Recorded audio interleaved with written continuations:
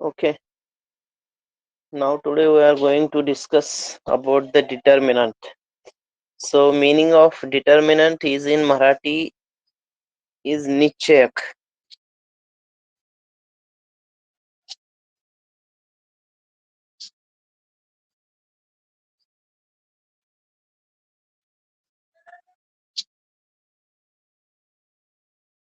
आता डिटर्मिनंट म्हणजेच निश्चयक कसा कॅल्क्युलेट केला जातो ते आपण पाहणार आहोत. जनरली हा प्रश्न तुम्हाला विचारला जातो 2 मार्कसाठी किंवा 1 मार्कसाठी पण हा प्रश्न विचारला जातो. तर आपण अगोदर डिटर्मिनंट कसा कॅल्क्युलेट केला जातो हे पाहूयात आणि त्याच्यानंतर आपण नेक्स्ट लेक्चरला आपण क्रॅमर्स पद्धतीनं उदाहरण कसं सोडवलं जातं ते पाहूयात. ओके, सो फर्स्ट निश्चयक म्हणजेच determinant. So first we can write here determinant of A, B, C and D. So this is known as determinant. So here first AB and CD. These are the rows. AB आणि CD या आहेत रोज म्हणजेच आडव्या ओळी आहेत. तर A, C and B, D. These are known as columns. These are known as columns. म्हणजेच हे थोडक्यात स्तंभ आहेत. हे आहेत स्तंभ. तर या आहेत ओळी. हे लक्षात घ्या अगोदर. त्याच्यानंतर आपण निश्चय कसा कॅल्क्युलेट केला जातो किंवा डिटर्मिनंट कसा कॅल्क्युलेट केला जातो ते पाहूयात. Firstly, we can write here determinants of A, B, C, D. Then A, B, C, D are rows. म्हणजेच ए बी आणि सी डी तुम्ही जर पाहिलं तर तुमच्या लक्षात येईल आपण याला रोज का म्हणतोय किंवा आडव्या ओळी. ए बी या आडव्या ओळीत आहेत, सी डी हे पण आडव्या ओळीत आहेत. Okay, so A B and C D these are the rows. And then if we see this, look at here, AC and BD, these are the columns. AC आणि BD हे काय आहेत? Column म्हणजे स्तंभ आहेत, उभे स्तंभ आहेत. त्याला आपण म्हणूयात उभे स्तंभ. इथपर्यंत क्लिअर झालं का मला सांगा, म्हणजे आपल्याला पुढे जाता येईल. ओके,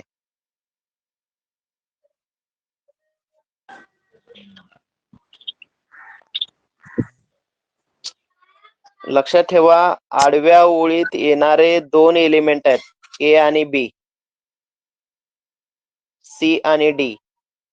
हे 2 एलिमेंट आडव्या ओळीत येतात. येतात का मुलं सांगा मला. हो. ओके, बघा पहिल्या ओळीत ए आणि बी असे 2 एलिमेंट आले, दुसऱ्या ओळीत सी आणि डी असे 2 एलिमेंट म्हणजेच घटक आले. ओके, आता त्यानंतर उभे स्तंभ पाहूयात या पद्धतीनं. आता उभे स्तंभ पाहताना ए आणि सी हे 2 एलिमेंट आले आणि दुसऱ्या स्तंभामध्ये उभ्या स्तंभामध्ये बी आणि डी असे 2 घटक किंवा 2 एलिमेंट आले. बरोबर आहे. तर अशा पद्धतीनं तुम्ही आडवी ओळ पहा किंवा उभे स्तंभ पहा, तुमच्या लक्षात येईल की प्रत्येक वेळेस 2 घटक येतील. आडव्या ओळीत 2 घटक येतील किंवा उभ्या स्तंभात पण 2 घटक येतील.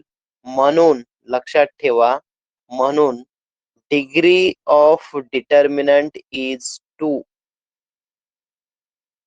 So that's why we can write here degree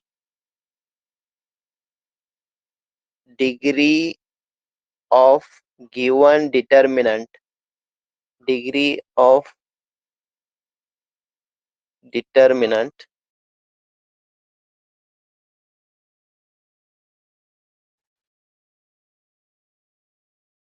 is 2. म्हणून आपण ज्या पाहिलेल्या एक्झाम्पल किंवा पाहिलेले जे डिटर्मिनंट होतं त्याची डिग्री किती आहे? 2 आहे. डिग्रीलाच आपण मराठीमध्ये कोटी असं म्हणतो. तर ती कोटी किती आहे निश्चयकाची? 2 एवढी आहे. याचं कारण मी तुम्हाला सांगितलंय. ओके. आता त्याच्यानंतर नेक्स्ट मध्ये we can write here a b determinant of a b c d and value of the particular determinant is ad minus bc. लक्षात ठेवा, निश्चयक आपण लिहिलाय निश्चयक a b c d आणि निश्चयकाची किंमत कशी कॅल्क्युलेट केली जाते, तर त्यासाठी या पद्धतीनं गुणाकार केला जातो.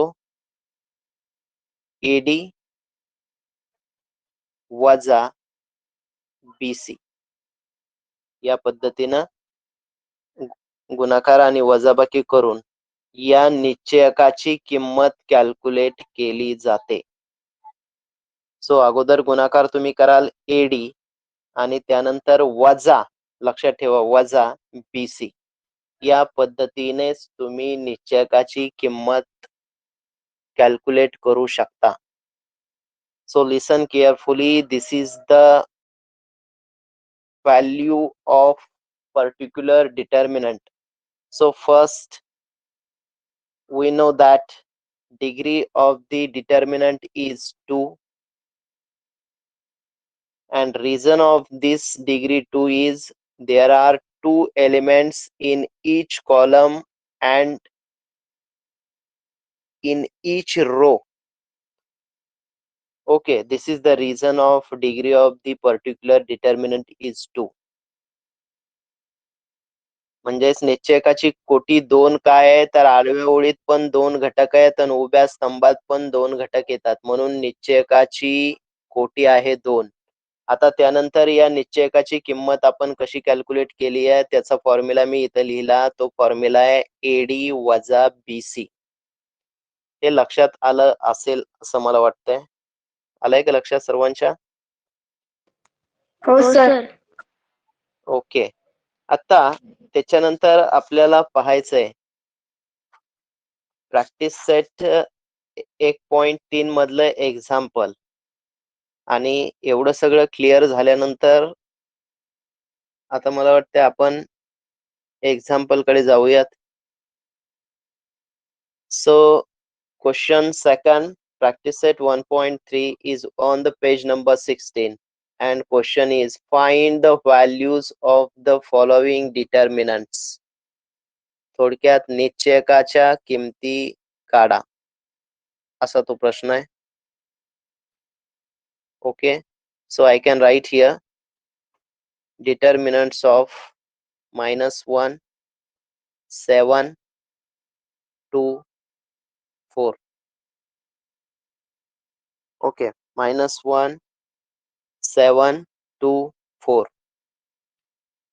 So we can write here हेच परत एकदा निश्चयकाची निश्चयक वजा 1, 7, 2 आणि 4.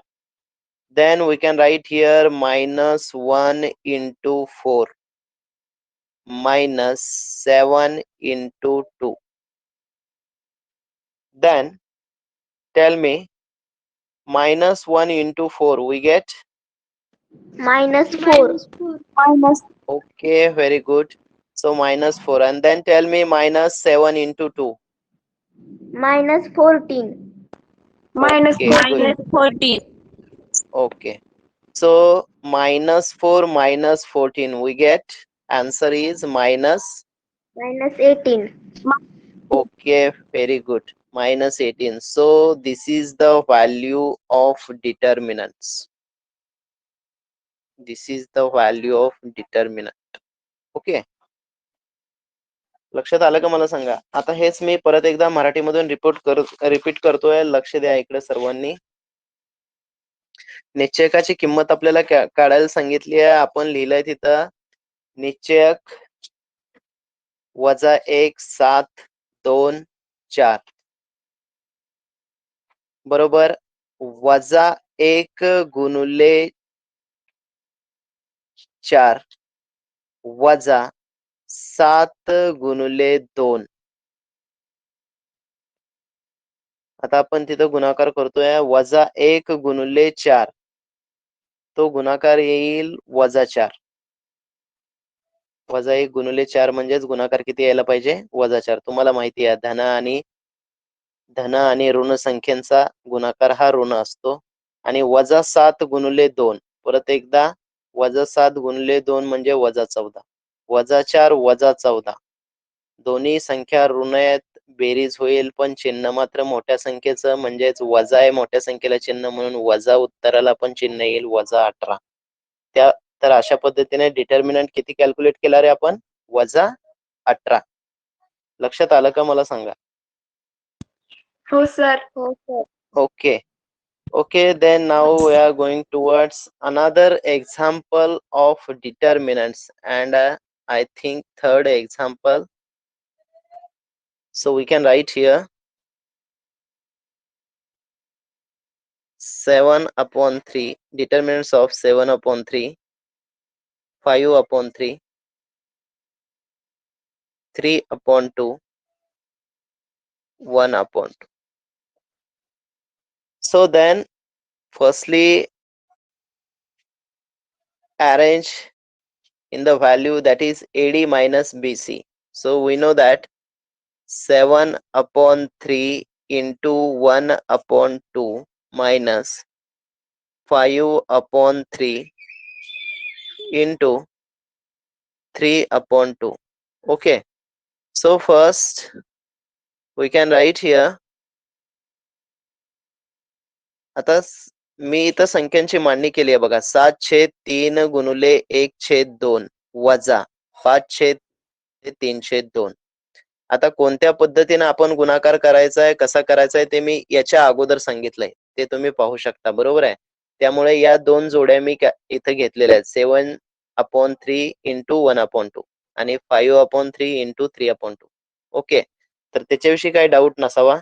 आता इथं तुम्ही जर पाहिलं तर तुमच्या लक्षात येईल छेदस्थानी 3 आहे आणि इकडे छेदस्थानी 2 आहे. पण ठीक आहे, आपल्याला गुणाकार करायचा आहे, तर गुणाकार अंशाने अंशाला गुणूयात. सांगा 7 गुणुले 1 किती येईल? 7. छेद 3 गुणुले 2 छेदस्थानी 3 गुणुले 2 किती येईल? 6. ओके, वजा 5 गुणुले 3 15. ओके 15. Okay, very good. 15 आणि 3 गुणुले 2 6.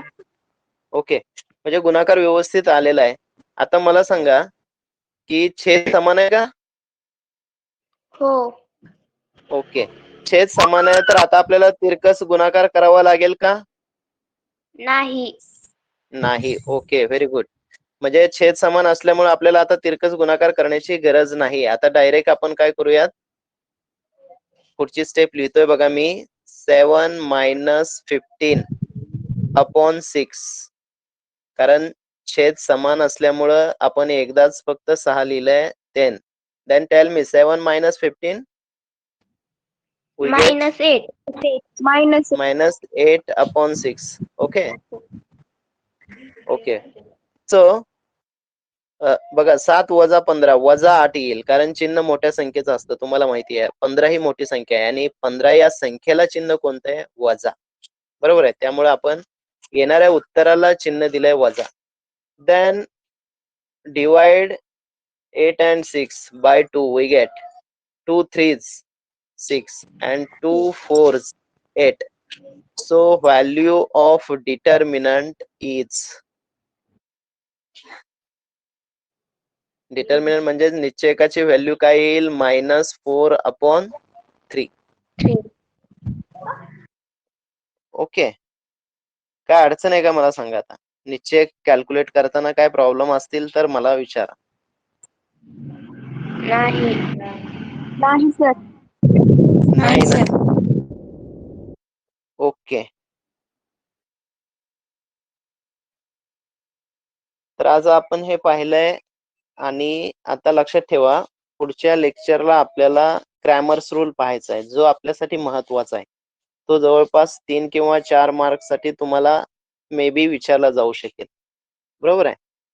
तर त्यासाठी तुम्ही सर्वांनी जास्तीत जास्त करून या मीटिंगला उपस्थित राहण्याचा प्रयत्न करा. ओके. आणि आज ओके. जे झालंय त्याचे ते पूर्ण करून मला पाठवलं तर चालेल. उद्या म्हणजे सुट्टी आहे तुमचा का? पण सराव होईल. हो, उद्या सुट्टी आहे. Okay, bye.